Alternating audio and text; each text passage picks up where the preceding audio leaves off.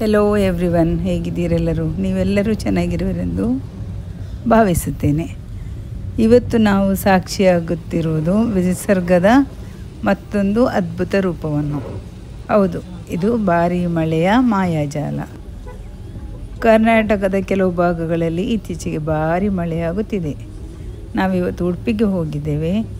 ಅಲ್ಲಿಂದ ಬರಬೇಕಾದ್ರೆ ಎಷ್ಟೊಂದು ಮಳೆ ಅಂದರೆ ರೋಡ್ ಕಾಣೋದಿಲ್ಲ, ಅಂಥ ಮಳೆ ಬರ್ತಾ ಉಂಟು. ಕಪ್ಪು ಮೋಡಗಳು ಆಕಾಶವನ್ನು ಆವರಿಸಿದೆ. ಇದೀಗ ನಾವು ನೋಡುತ್ತಿರೋದು ರಸ್ತೆಗಳು ನೀರಿನಿಂದ ಮುಚ್ಚಿ ಹೋಗಿರುವುದು. ಈ ಮಳೆಗೆ ಜನಜೀವನ ಎಲ್ಲ ಅಸ್ತವ್ಯಸ್ತವಾಗಿದೆ. ನೀವು ಮಳೆಯಾದ ಮೇಲೆ ಎಚ್ಚರಿಕೆಯಿಂದ ಇರಿ, ಅನವಶ್ಯವಾಗಿ ಹೊರಗೆ ಹೋಗಬೇಡಿ.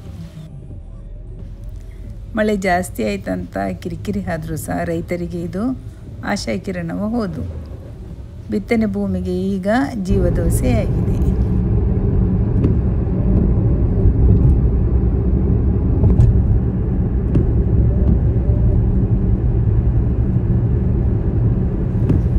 ಈಗ ಸ್ವಲ್ಪ ಹೊತ್ತು ಮಳೆ ಸ್ವಲ್ಪ ಕಮ್ಮಿ ಆಯಿತು.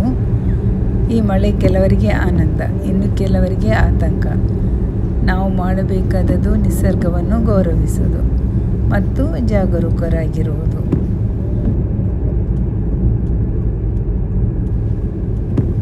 ಮಳೆ ನಿಂತು, ಆದರೆ ಮೋಡಗಳೆಲ್ಲ ಆಕಾಶದಲ್ಲಿ ತುಂಬಿದೆ. ಈಗ ಎಷ್ಟೊತ್ತಿಗೆ ಮಳೆ ಬರ್ಬೋದು ಅಂತ ಹೇಳಲಿಕ್ಕೆ ಆಗೋದಿಲ್ಲ, ಅಷ್ಟು ಮಳೆ ಬರಲಿಕ್ಕೆ ಶುರುವಾಗ್ತದೆ.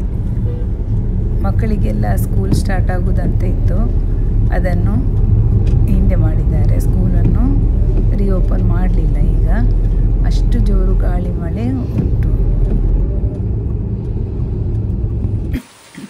ನಮ್ಮ ಮನೆ ಅಂಗಳದಲ್ಲಿ ಎಲ್ಲ ನೀರು ತುಂಬಿ ಹೋಗ್ತಾ ಉಂಟು. ನೀವು ನೋಡ್ಬೋದು ಎಷ್ಟು ಜೋರಾಗಿ ಮಳೆ ಬರ್ತಾ ಉಂಟಂತ. ಹೊರಗೆ ಹೋಗಲಿಕ್ಕೇ ಕಿರಿಕಿರಿ ಆಗ್ತಾ ಉಂಟು, ಅಷ್ಟು ಜೋರು ಮಳೆ ಬರ್ತಾ ಉಂಟು. ಆದರೆ ನಮ್ಮ ಮಗುವಿಗೆ ನೀರಲ್ಲಿ ಆಡಲಿಕ್ಕೆ ಅಂತ ತುಂಬ ಖುಷಿ. ಕೇಳ್ತಾ ಇದ್ದಾಳೆ, ನಾನು ಹೊರಗೆ ಹೋಗಿ ಬರ್ತೇನೆ ಅಂತ.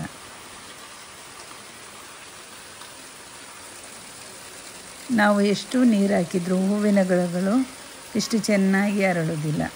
ಅದೇ ಒಂದು ಮಳೆ ಬಂದರೆ ಸಾಕು, ಹೂವಿನ ಗಿಡ ಎಲ್ಲ ಅಷ್ಟು ಚೆನ್ನಾಗಿ ಚಿಗುರ್ತದೆ. ಈಗ ಹೂಗಳೆಲ್ಲ ಅರಳಿ ನಿಂತಿದೆ. ಮೇಲಿನಿಂದ ಮಳೆ ಬೀಳೋದನ್ನು ನೋಡ್ಬೋದು. ಎಷ್ಟು ಜೋರಾಗಿ ನೀರು ಬೀಳ್ತಾ ಉಂಟು. ತುಂಬ ಜೋರಾಗಿ ಮಳೆ ಬರ್ತಾ ಉಂಟು. ಗಾಳಿ ಮತ್ತು ಮಳೆ ಬರ್ತಾ ಉಂಟು. ಎರೆಹುಳುಗಳು ಮೇಲೆ ಬರಲಿಕ್ಕೆ ಶುರುವಾಗಿದೆ.